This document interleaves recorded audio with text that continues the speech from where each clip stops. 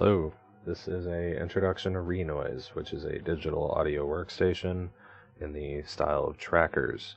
And trackers were used to make video game music in the late 80s and the early 90s.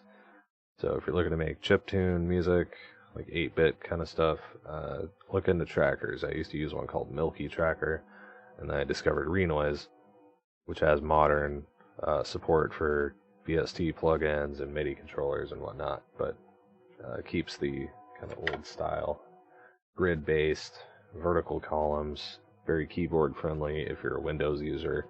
A lot of the same hotkeys apply. So, again, navigating it, I have this arpeggio here that I made with a square wave. I'm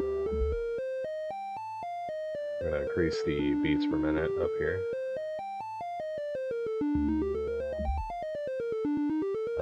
You can use the tilde key to turn on a metronome. So you place these notes using the QWERTY keys on the keyboard and the numbers. The numbers are kind of like your black keys, so Q will give you a C note, and W is D, and 3 is D sharp, and so on. This is a triangle wave in this slot, and square wave here.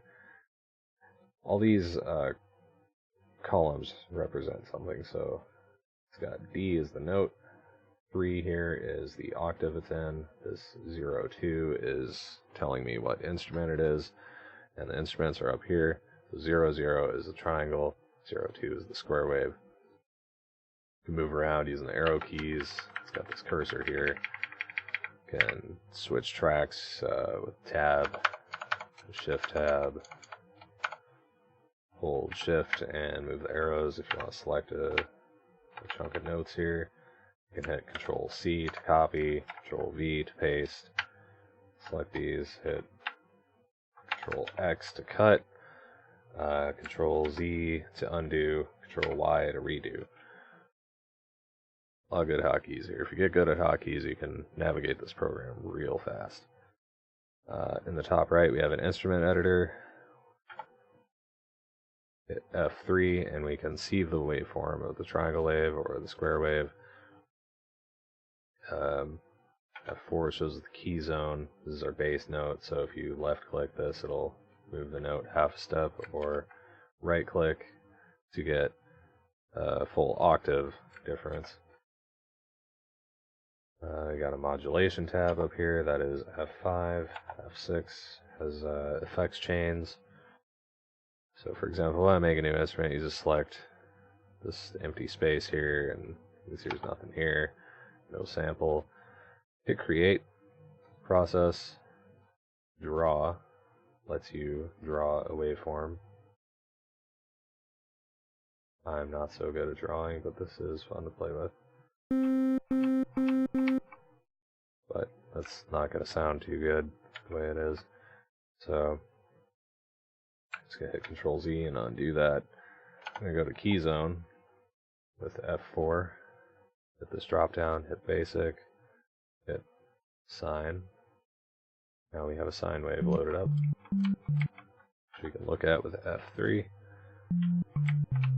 And sine waves are pretty soft, they're very curvy, no sharp edges on them. So I'll save that for later. To the left is our sequence editor.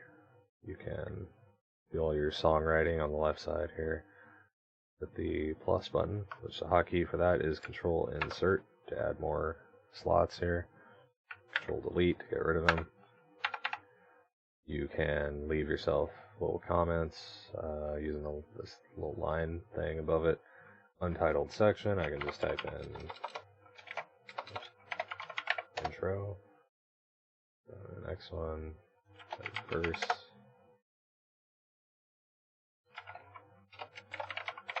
Chorus, etc. And this is handy because you can very quickly copy and paste things. So again, typical Windows commands here.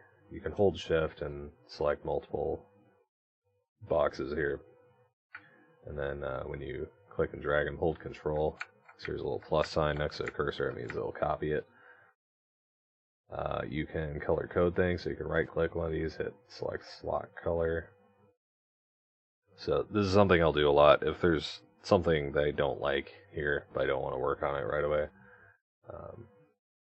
Color code things, so make this red slot.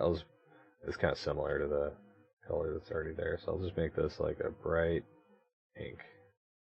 That tells me I need to fix this somehow, and then I can leave myself a little comment.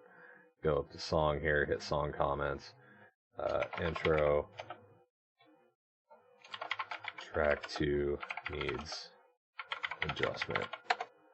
Show comments after loading. So that way I can just totally forget about it. Open up the song next time, that comment will appear, and I see this is flagged in pink. So remove that.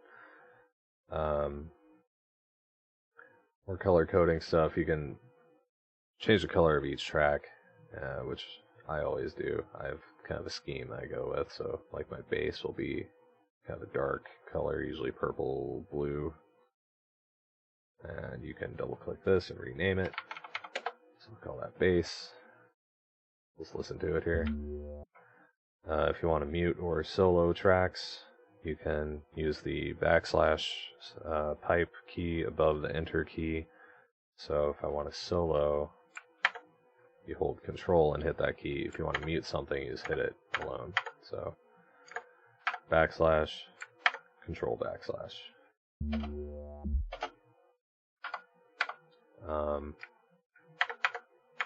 Let's leave those all on. These buttons up here, you got your play, loop, stop, record. If you want to place notes, you need to have record on, which is the escape button.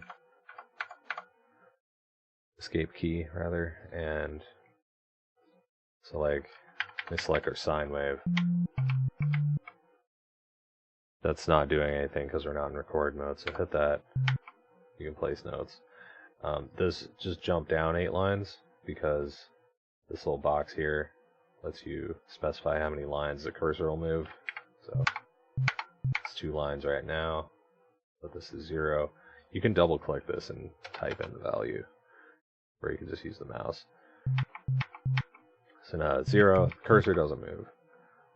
If you want to clear a track, hit Shift F3 to wipe it out. If you didn't mean to do that, again, Control Z is your friend. So I'm going to wipe that.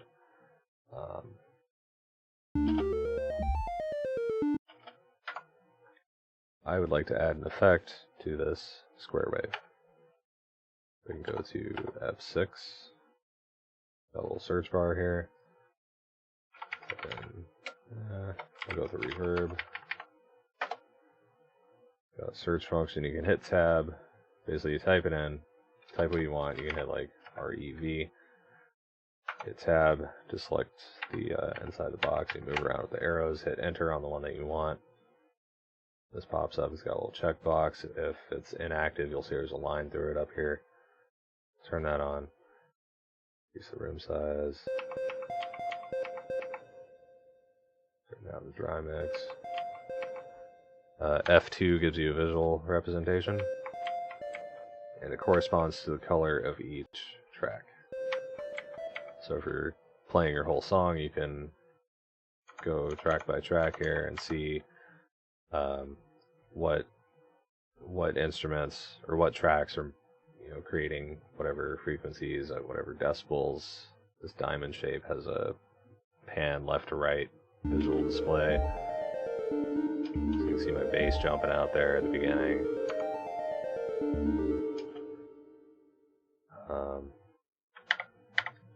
So slow review, hit tab to move across tracks, hit F1 to go back to your main editor, F2 gives you this visual display, Alt M gives you your sequence editor, hit F1. I have this reverb on my square wave that I like. See, another thing, holding Alt to click different areas, because right now if I move the arrows it's in the middle body here, the track editor. But let's say I want to go into the bottom right. This has a file browser with some preloaded samples. I want to navigate with the keyboard. hold Alt and click this. Now we have these brackets around this space. So now the arrows are in here. So hit symbols, closed hat, and go through all these preloaded samples. And you can right click. It has a reveal and explorer function here. If you want to dump your own folder of samples in here or rearrange things, it's very easy to do that. That is basic introduction on how to use Renoise. In the next video we'll flesh this out a little bit more and show you how to use effects and modulation. Thanks.